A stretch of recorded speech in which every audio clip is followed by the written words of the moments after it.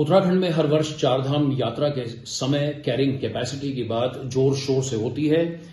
इस शीट में 2022, 23 और 24 2022 में जब पहली बार उत्तराखंड राज्य में कैरिंग कैपेसिटी की जब बात हुई तो उस समय सरकार ने 38,000, तो यहां पर आप चार हमारे धाम देख रहे हैं, केदारनाथ, बद्रीनाथ, गंगोत्री, यमुनोत्री। यहां पर एक प्रतिदिन की लिमिट तय की थी कि 38,000 श्रद्धालु प्रतिदिन यहां पर आकर के रहेंगे। चौतरफा विरोध होता है हर बार कैरिंग कैपेसिटी को लेकर के, स्थानीय समाज, पंडा पुरोहित, होटेलियर्स, ट्रांसपोर्टर्स, और सरकार बैकफुट पर आती है और 38,000 को बढ़ा करके 42,000 कर देती है। 2022 की चारधाम यात्रा में उत्तराखंड राज्य में 44-45 लाख श्रद्धालु चारधामों में आए थे। अगले वर्ष 2023 की जब चारधाम यात्रा हुई तो सरकार ने इसको बढ़ा करके 47,500 कर दिया गया था। अब सवाल पहली बात तो यह उठता है कि क्या इस तरीके की तैयारियां की जा रही हैं जो जस्टिफाई करती हैं कि आप 38,000, 40,000 से आप 47,500 यानी 20% अगर आप बढ़ा रहे हैं तो किस आधार पर बढ़ा रहे हैं? क्या उस तरीके की के विकास के कार्य हुए हैं कि जो एडिशनल प्रेशर को आप अलाउ कर रहे हैं वो कैसे वो वहां पर वो एकोमोडेट कर पाता है? खैर, 2023 में 22 अप्रैल को यमुनोत्री और गंगोत्री धाम के कपाट खुलने होते हैं। उससे एक रोज पहले सरकार बैकफुट पर आती है और तमाम प्रतिबंध कैरिंग कैपेसिटी के उत्तराखंड राज्य से हटा दिए जाते हैं। पिछले वर्ष 54 लाख से ज्यादा श्रद्धालु आते हैं।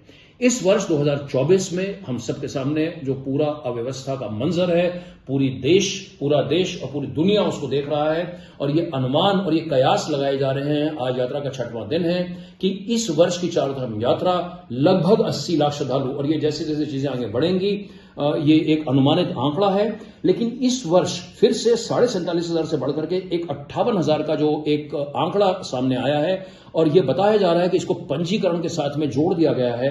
लेकिन मैं आज से 3 दिन पहले की भी अगर बात करूं, अगर इसके पर भी जो है सिंसियरली, ईमानदारी से काम होता है, आज से 3 रोज पहले 75,000 श्रद्धालु चारों धामों में आते हैं और इन श्रद्धालुओं का और तीर्थ यात्रियों का नंबर 20 मई के बाद में बढ़ना है, जब गर्मियों की और छुट्टियां स्कूल कॉलेज में तमाम जगह और शुरू होती हैं। सवाल ये उठता है कि ये जब कैरिंग कैपेसिटी के आंकड़े दिए जाते हैं, बल्कि इस 2024 की यात्रा में अब एक बार फिर से नए सिरे से सरकार की स्तर से जानकारी आ रही है कि इस कैरिंग कैपेसिटी का एक वैज्ञानिक तौर से आकलन कराया जाएगा। सवाल ये उठता है कि चारधाम यात्रा की शुरुआत हुए 6 दिन हो चुके हैं, किस तरीके से अब कैरिंग कैपेसिटी का कैलकुलेशन होगा? वो अपने आप में एक बड़ी जटिल प्रक्रिया है, एक बड़ा साइंटिफिक प्रोसेस है। ऐसा नहीं है कि उसको आप 1 या 2 दिन में आप कैरिंग कैपेसिटी आप कर सकते हैं। और ये सिर्फ बात कैरिंग कैपेसिटी नंबर्स की नहीं है, उसके बाद उसका जमीनी क्रियान्वयन कैसे किया जाता है, ये पूरा का पूरा जो थॉट प्रोसेस है, जो पूरे इसके प्रिंसिपल्स हैं, उससे किस तरीके के साथ में अलग अलग स्टेक होल्डर्स को कम्युनिकेट किया जाता है, उसका इंप्लीमेंटेशन कैसे होता है। तो ये उत्तराखंड के सामने एक बड़ा यक्ष प्रश्न पूरा का पूरा कैरिंग कैपेसिटी का। और पिछले 3 साल की बात करें तो इसमें बोलने में कहीं कोई गुरेज नहीं होगा कि इसमें उत्तराखंड पूर्णतः असफल रहा है।